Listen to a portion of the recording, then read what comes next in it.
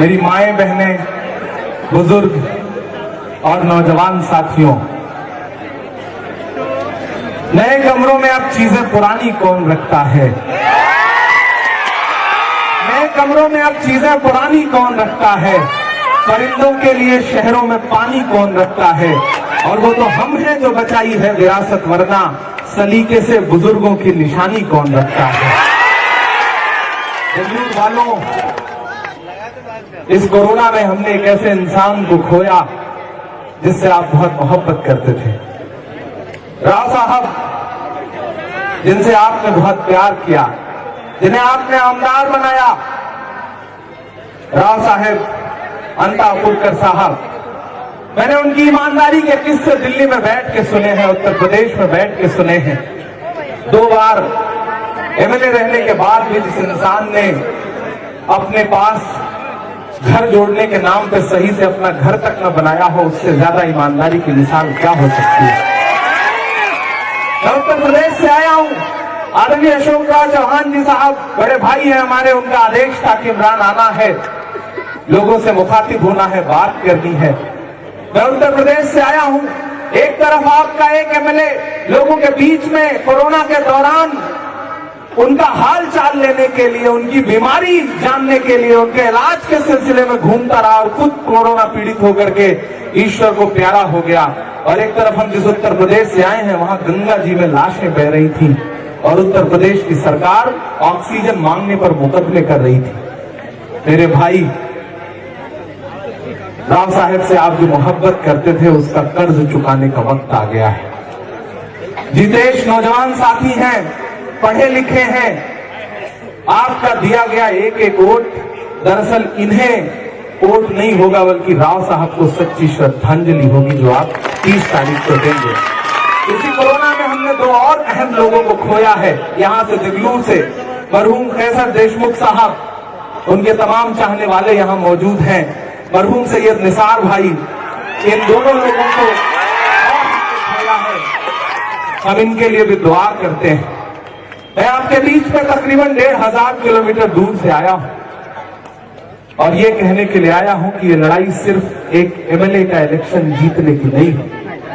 दरअसल दिल्ली में बैठे हुए कुछ लोग चाहते हैं कि महाराष्ट्र की सरकार स्थिर ना रहे, महाराष्ट्र की सरकार को रोज परेशान किया जाए। 2 गुजराती व्यापारी ये चाहते हैं कि उनके अलावा देश में कहीं कोई सर उठा के ना चले। लेकिन मैं महाराष्ट्र की मिट्टी को सलाम करता हूं, डॉक्टर बाबा साहब भीमराव अंबेडकर की सरजमीन को सलाम करता हूं, छत्रपति शिवाजी महाराज की सरजमीन को सलाम करता हूं कि जिसने दिल्ली के उन दोनों गुजराती व्यापारियों को बताया कि तुम्हारी दादागिरी कहीं और चलती होगी, ये महाराष्ट्र है, यहां तुम्हारी दादागिरी नहीं चलने पाएगी। मैं आज आपके बीच में कहने आया हूं कि सिर्फ एक छोटा सा चुनाव है, ये कहने के लिए कि एमएलए का चुनाव है, लेकिन भारतीय जनता पार्टी ने अपने कई कैबिनेट मंत्री यहां पर पहुंचा दिए हैं। एजेंसियां घूम रही हैं। इस चुनाव को सिर्फ भाजपा नहीं लड़ रही है, जाने कितने बेनाम भाजपा के सहयोगी इस चुनाव को लड़ रहे हैं, इसलिए आपकी जिम्मेदारी बहुत बढ़ जाती है। मैं आज आपके बीच में यह कहने भी आया हूं कि दरअसल 30 तारीख को जब आप ईवीएम का बटन दबाएंगे तो सिर्फ एक वोट नहीं देंगे, बल्कि 2024 में दिल्ली से नरेंद्र मोदी की गद्दी को उठाने के लिए ताबूत में कील ठोकने का काम करेंगे। और अगर आपने ये कर दिया, ये मैसेज दे दिया, जितेश को सदन में पहुंचा करके, विधानसभा में पहुंचा करके कि महाराष्ट्र पूरी तरह से तैयार है तानाशाही से लड़ने के लिए, तो उन तानाशाहों के हौसले पस्त हो जाएंगे। मैं उत्तर प्रदेश से आया हूं, मुझे अच्छा लगा, मैं अभी अशोक भाई को सुन रहा था कि यहां किसानों के लिए जब उनकी फसलें बर्बाद हुई तो सरकार ने उनके मुआवजे की कोशिश की। अशोक भाई लगातार लड़ रहे हैं। यहां सोयाबीन की फसल बर्बाद हुई तो अशोक भाई उनके लिए लगातार लड़ रहे हैं। लेकिन हमारे उत्तर प्रदेश में क्या हो रहा है, किसानों के ऊपर गाड़ियां चढ़ा दी जा रही हैं, उन्हें कुचल दिया जा रहा है। दिल्ली के बॉर्डर पर 400 से ज्यादा किसान शहीद हो चुके। मुझसे मीडिया के साथियों ने कहा कि इमरान साहब किसान आंदोलन पर आप क्या कहते हैं? मैंने कहा नरेंद्र मोदी जी ये तय कर ले कि 400 से ज्यादा किसानों की मौत हो चुकी है और कितने किसानों की जान लेने के बाद वो कृषि कानून को वापस लेंगे। तुझको कितनों का लहू चाहिए अर्ज़े वतन, कितनी आंखों से कलेजा तेरा ठंडा होगा। नरेंद्र मोदी जी बता दें कि कितने और किसानों की शहादत के बाद उनके कलेजे को ठंडक मिलेगी, शायद किसान उतनी और शहादत दे दें। लेकिन उद्योगपतियों की ये सरकार मानने को तैयार नहीं। यहाँ तमाम दलित भाई बैठे हैं। मैं आज यहाँ इसलिए और आया कि मैंने अपनी आंखों से हाथरस की बिटिया की जलती हुई लाश देखी है। हाथरस की उस दलित बिटिया को जिसके साथ बलात्कार करके रात के 2 बजे उसकी लाश को जबरदस्ती पुलिस ने जलवा दिया। अगर उनके लिए कोई खड़ा हुआ तो सिर्फ राहुल गांधी और प्रियंका गांधी खड़े हुए और हाथरस की बिटिया के पास जाकर के उसे इंसाफ दिलवा करके उसके लिए लड़ करके आए। मैं उन लम्हों में उनके साथ खड़ा था। मैं आपके बीच आज इसलिए आया हूं क्योंकि मैंने देखा है लखनऊ से लखीमपुर की सड़कों पर प्रियंका गांधी जी को बारिश के बीच में भी किसानों के लिए लड़ते हुए। और उस दिन जब लखनऊ से लखीमपुर प्रियंका गांधी जी रात में जा रही थी, आप सारे लोग सोशल मीडिया पे देख रहे थे, तो ऐसा लग रहा था कि प्रियंका गांधी नहीं बल्कि इंदिरा गांधी चल रही हैं। लगातार आम आवाम के लिए लड़ने का काम अगर कोई कर रहा है तो कांग्रेस पार्टी दिल्ली में कर रही है और यहाँ महाविकास अघाड़ी की सरकार कर रही है। महाविकास अघाड़ी के जितने सहयोगी बैठे हैं, मैं सबका स्वागत करता हूँ। चंद्रकांत भाई का स्वागत करता हूँ, उन्होंने बहुत अच्छा भाषण दिया। अशोक जी ने आपसे अपना एक नाता जोड़ा है और आज मैं ये कहने आया हूं कि कल अशोक भाई का जन्मदिन है। आप लोगों को पता है या नहीं पता है? अशोक राव चौहान साहब का कल जन्मदिन है और जन्मदिन पर हमारे उत्तर प्रदेश में तो तोहफा देने की परंपरा है। आप भी देते ही होंगे, गिफ्ट देने की परंपरा है ना।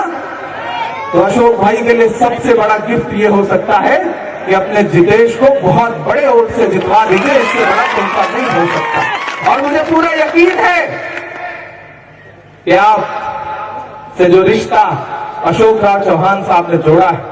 मैं परसों झारखंड में था, कल बिहार बाई इलेक्शन में था, आज मुझे रामपुर और बरेली रहना था क्योंकि प्रियंका गांधी जी की प्रतिज्ञा यात्राएं चल रही हैं।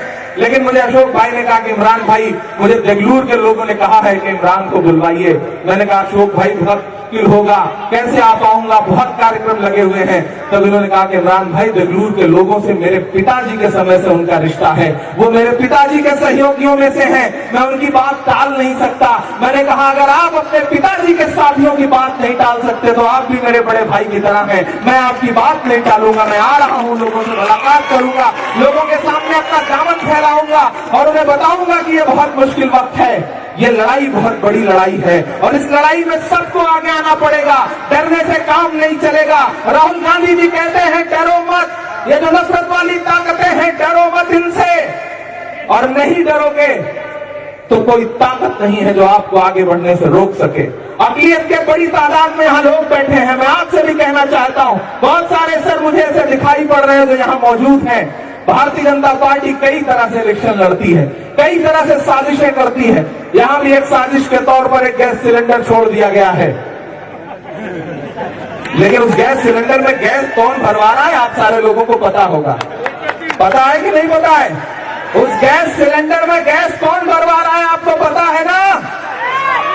तो फिर उस गैस सिलेंडर की गैस भी निकालने का काम आप ही को करना है, क्योंकि ये वही भाजपा है।